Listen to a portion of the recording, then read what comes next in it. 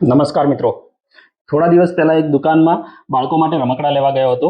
એ દુકાનમાં માતાઓ અને નવા જન્મેલા બાળકો માટે જરૂરી એવી ચીજવસ્તુઓ પણ ત્યાં હતી. ત્યાં અચાનક મારી નજર બાળકોને પીવડાવવાની દૂધની બોટલો ઉપર પડી. મેં દુકાનદારને કુતૂહલવશ પૂછ્યું કે મહિનામાં આવી કેટલી બોટલો તમારે ત્યાં વેચાય છે?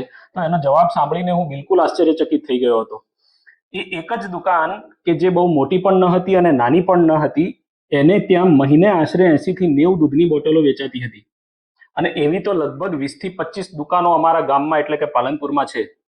વિચાર કરો કે નાના બાળકોને બોટલથી દૂધ પીવડાવનારાઓની સંખ્યા કેટલી હશે. ગુજરાત અને ભારતની તો વાત જ છોડો. બીજું એક નવું એ જોયું કે અમુક કંપનીની બાટલીઓના brand name anticolic, soft latch, natural grip વગેરે જેવા ભ્રામક નામો હતા અને લોકો આવા નામ વાંચીને બાટલીઓ ખરીદી લે છે, જાણે કે કેમ નેચરલ ગ્રીપ આવતી હોય બાળકને અને બાટલીથી ચૂંક ન આવતી હોય.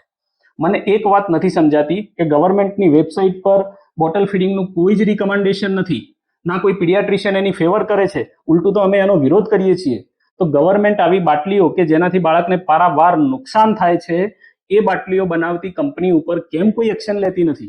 મારો એક પ્રશ્ન એ માતા પિતાઓને છે કે જેઓ પોતાના બાળકને બાટલીથી દૂધ આપે છે, શું તમે તમારા બાળકને બાટલીથી દૂધ પીવડાવો છો એ તમારી અનુકૂળતા માટે છે કે તમારા બાળકની અનુકૂળતા માટે છે? વધારે મહત્વનું શું છે, તમારા બાળકનું આરોગ્ય કે તમારી અનુકૂળતા? કમેન્ટમાં જરૂરથી જણાવજો. અને હા, બાટલીથી શું થાય એ જાણવા માટે અમારી ચેનલ પણ સબસ્ક્રાઇબ કરજો પાછા. હો કે